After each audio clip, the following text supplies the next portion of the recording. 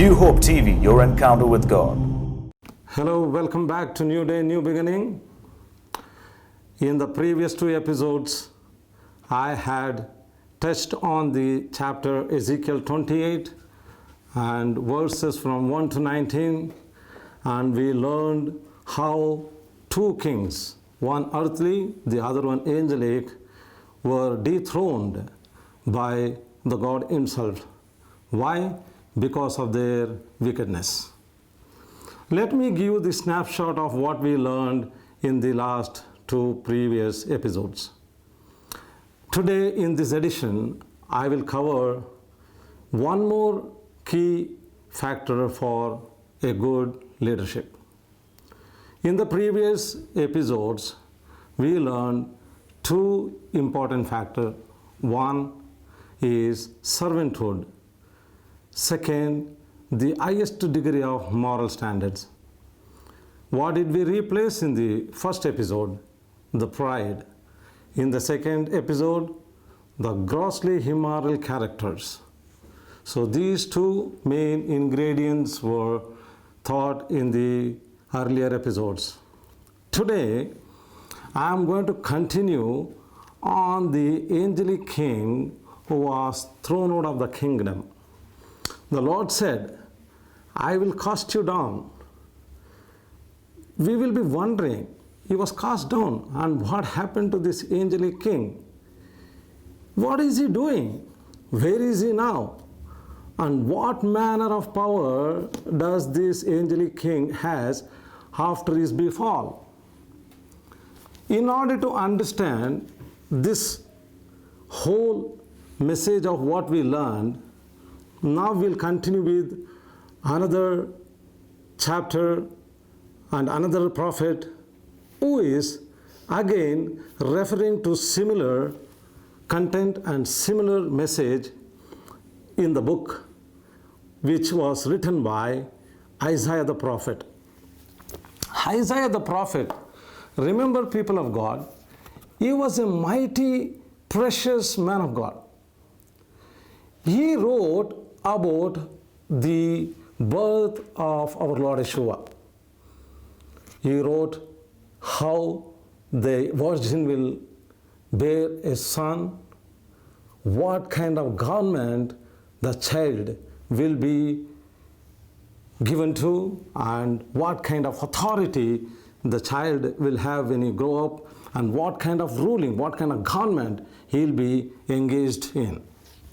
We learn these chapters and the message and the informations about his ruling and his birth in chapter 7 and chapter 11 of book of Isaiah. Now, if book of Isaiah unravels the secret of the birth of our Lord Jesus, I wonder, this prophet has a great vision and a great understanding, such knowledge that he should be able to narrate few more things that is very important for us to be in the realm of Christianity. When I study the book of Isaiah, it reminded me one thing, that when Lord Yeshua came to this world, he used to go to the synagogues, we all know. He picks up the scrolls, speak the word of God. People used to listen to them. He was narrating many stories from the Old Testament. One such important message he was sharing is from the book of Isaiah. He also picked up the scroll and spoke the word of Isaiah. Imagine our Lord Yeshua talking about a scroll written by prophet Isaiah gives an understanding to us that how important this prophet Isaiah was. In the days of our Lord Yeshua, prophet Isaiah book was read every day. And this book contains so many information about the Lord Jesus, about his birth, his ruling. I said in the earlier sentences that, and the same prophet now is referring to one more person, which is going to be the important message for this edition. We learned that the angelic king was cast down, and what happened to him and what manner of fall was that angelic king had to suffer. So turn with me to book of Isaiah, chapter 14, from verses 12 to 14 and 15. So the verse from 12 we read, "How you are fallen from heaven, O Lucifer, son of the morning." We got a name now. We didn't know. In the earlier message, the created being had a name. Now we know that this Isaiah prophet is referring to someone very similar to what we read in Ezekiel 28 from verses 1 to 19. Lucifer is the title of this man. For time being, let us go with that name and let us study further the fall of this man when he was cast down. How you are cut down to the ground, you who weaken the nations. The man was cast down, now he is being made to understand by us that this man was ruling the nations. In other words, this angelic being, I told you he was not born, he was created. We read that in the book of Ezekiel, chapter 28. Now here we learn Isaiah the prophet also claiming that this man who was cast down was ruling nations. Then, for you have said in your heart, see, people of God, similar message. We read in Ezekiel, he exalted himself in his heart. What did he do? He said, I am now nothing less than the God of Israel, and I am equal to the God. His heart was exalted, and he suffered the consequences. And Isaiah is now narrating his downfall, giving us little more additional information that this fellow was ruling many nations. And he was cast down, and for you have said in your heart, I will ascend into heaven. You see, this angelic being has been cast down. What does that mean? We understand that his first habitation is lost. Now, Isaiah is telling that you are telling that you will ascend to the heaven, giving us a very clear indication he was created and he was placed, remember, in the mountain of God. What kind of ruling he had, what kind of glory he had when he was created. Now we see even Isaiah is also referring to his magnanimity here. And he continues to say, I will exalt my throne above the stars of God. Above the stars of God. What does that mean? It means he is referring to, in modern science, its solar system. I will also sit on the mount of the congregation on the farthest side of the north. Sometimes when we read a message like this, it really takes us through a deep section of what this statement really means. You see, I wonder sometimes if Isaiah says in his message in this verse, I will also sit on the mount of the congregation on the farthest side of the north. These are 4 directions, people. You know, north, south, east, west.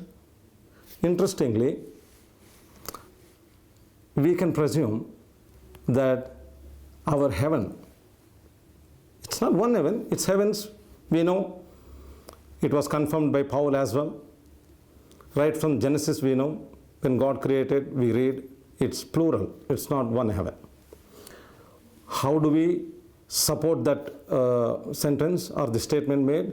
Because Paul said himself that in my spirit, in my body, I am not very clear, I don't know, I visited the third heaven.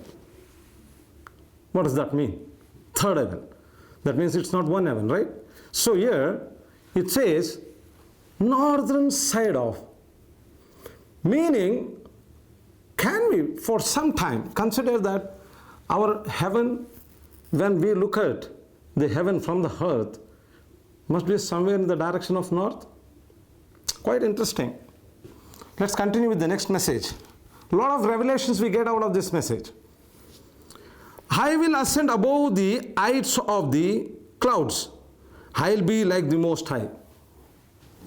See, we must understand one thing here. Isaiah is referring to another being.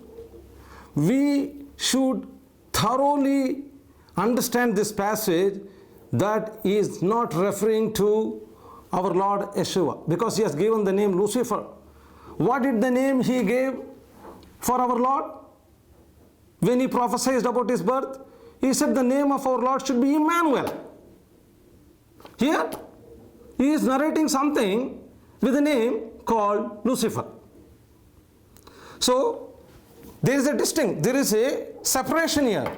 So, Isaiah is referring to someone which is an angelic being, and he was talking about his background, his power, because he said he ruled many nations. Then he said that now you are trying to invade the heaven itself. So these are the background of this person that he is narrating.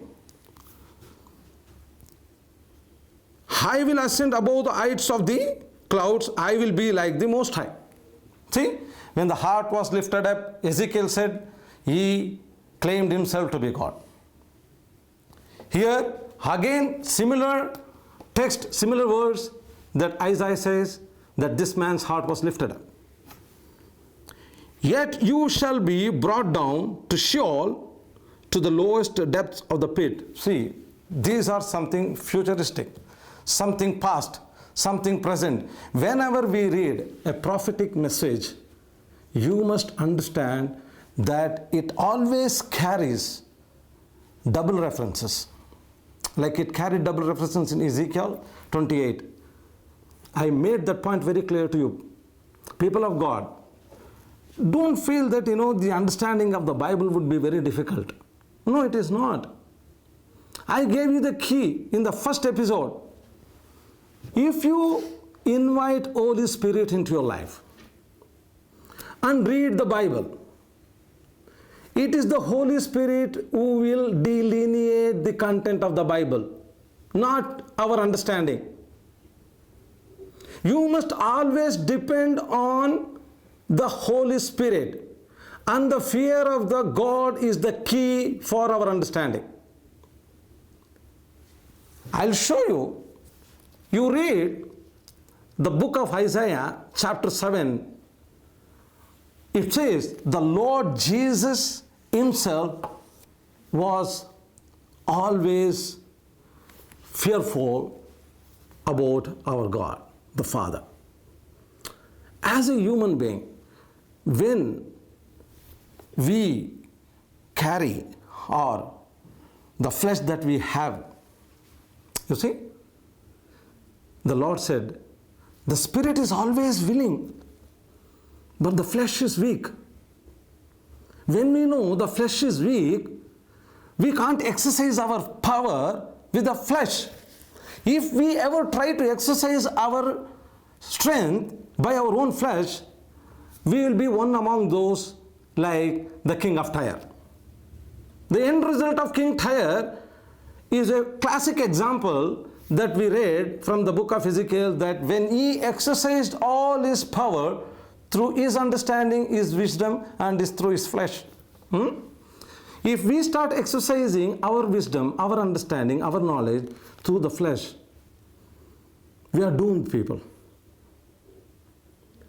The fear of the Lord is the beginning of wisdom and knowledge. Read in the Psalm. The psalmist said it. So here, this Lucifer, who is now claiming himself to be like Most High God, and he wants to be in that throne. You see, now this man is trying to replace the God himself, not realizing that he's been cast down. Now the Bible tells me in Revelation chapter 12 that I cannot take you through the entire chapters, but I can just give you some references. That how did this man started to invade the heaven? We learn that this man, the Lucifer, started to slander God, and many of the angelic beings were influenced by this man's oration. How powerful it is when you speak an influential word. Don't ever underestimate our mouth. It has so much of power. It says the death and the life is in the mouth, in your tongue, in Proverbs.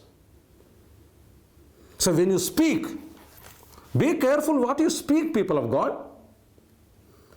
And this angelic being now is exalting himself and say, I will replace the throne of Yeshua. What a foolish thing. Why? No fear. There's no fear. If anyone fear God, what do you think that the people will talk like that or think like that? No. Now, we read from the book of Isaiah why this befall of this angelic being and what happened. And now, in order to support this message, let me connect you with another message from the New Testament. What did the Lord spoke about this fall of man? Come with me to the scripture from the book of Luke. Luke 10:18. We read something like this. And Jesus said to them, I saw Satan fall like lightning from heaven. What did Isaiah say? Oh, Lucifer, how did you fall from the position that you were given? You were cast down, you fell. And the Lord Yeshua says, I saw Satan falling like a lightning from heaven. Let me give you a flashback of when the Lord spoke this statement. When did he say this? Remember, the Lord sent 70 disciples. They were warriors for the kingdom. They went out speaking about the good news. And they found every time when somebody is demonic possessed or a deaf and a dumb, when they prayed and spoke in the name of Yeshua, the demonic spirit used to leave the body of that person. What a powerful name. Why that name is so powerful? Do you have any idea why in the name of Yeshua all demons leave the bodies of the people? The demonic oppression when people suffer? Why does the demons are so scared about this one name? Yeshua, Jesus, everything will start shaking. It's because Paul said to Philippians, he said, you have given a name, the name which is above all other names, the name of Yeshua. At the name of Yeshua, what does the Bible say? Every knee shall bow and every tongue shall confess that Yeshua is the Lord of Lords and the King of Kings. Now these 70 warriors, they came back to Yeshua, our Lord Jesus, and said, Lord, do you know something? The Lord asked, what? We were able to cast demons out of the people's body.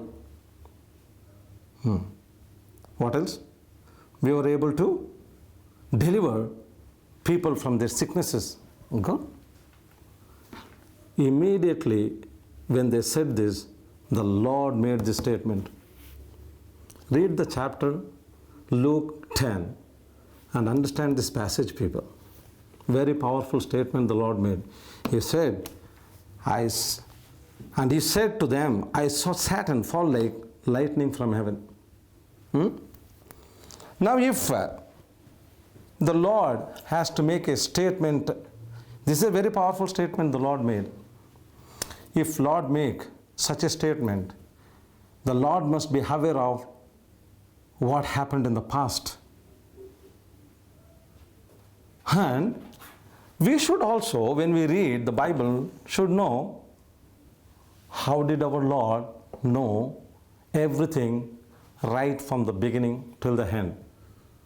In Revelation we learn, yes, He is the Alpha and the Omega, the beginning and the end. But we need more clarity. When all these things were created, was He given to an understanding? Did our Lord had the knowledge of this creation? Believe me, He had. Now I'll take you to the verses. You will read and you will understand with what authority and what command our Lord Yeshua speaks. Come with me to the book of Colossians. Colossians chapter 1 and verses 15 to 18. Now I want you to pay close attention, people. When I read this passage, you must pay very close attention. Only then you always understand the background. If Lord made a statement like this, why He made this statement?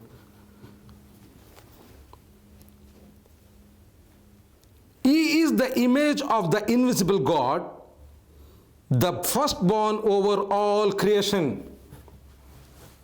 What? Firstborn of all creation. In Colossians 15, we are reading. What does this mean? I'll tell you what this verse means. For by Him all things were created that are in where? Heaven. I'm not saying.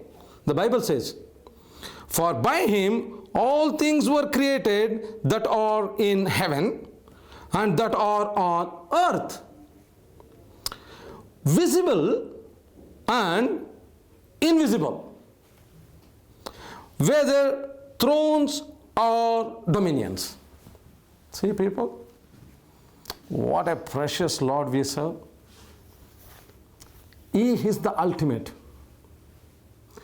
Yeshua was the firstborn who had thrones and the dominions or principalities or powers. All things were created through Him and for Him. Why not? The Lord Yeshua has all the authority to say that I saw Satan fall like a lightning. What is wrong in saying that? And you know, very interestingly, the Lord also said to that 70 warriors that now I'll give you the authority. See, I gave you this verse because now the next verse in Luke 10:18, if you continue, the Lord said that I'll give you authority and power over the scorpions, over the serpent. You see how the Lord is speaking to the disciples now, those 70 warriors who came back and reported Him that they were able to deliver people from sicknesses, demonic oppression. He is giving authority to them. And He has all the power, all the authority to share. Remember, the Lord said, greater works you do like me, but I say now you shall do greater work than what I did after I go back. Giving a very clear indication and a message that He is going to send the Holy Spirit. Without the Holy Spirit, there is no power, people. Without the Holy Spirit, there is no healing. Without the Holy Spirit, you have no word of knowledge. Everything is conceived in Holy Spirit. Holy Spirit is the medium for us to depend on. People, I am running out of time. I had to touch on Isaiah book, chapter 14, in order to make you understand the fall of the angelic being. Remember, he was not born, he was created, so we need to know what a fall that he had. But how does this message now connected to the theme, the leadership that I started with is about the system. A kingdom is built on a system. It is structured on a system. If that system collapses, you'll see the same kind of results. So that is the fundamental. Do not damage the system. The fundamentals that you introduce in your organization. Maybe you may be a bishop. Maybe you may be a pastor of the church. Maybe you are the head of the business house. But you know the structure of that organization. Every action that you take, if it does not match the standard that I spoke to in the episode 2, the part 2, you must understand the highest degree of moral standard shall uphold the system. So people, remember, Jesus is the King of Kings, the Lord of Lords. I will come back to you next week, same time. Stay blessed. Amen.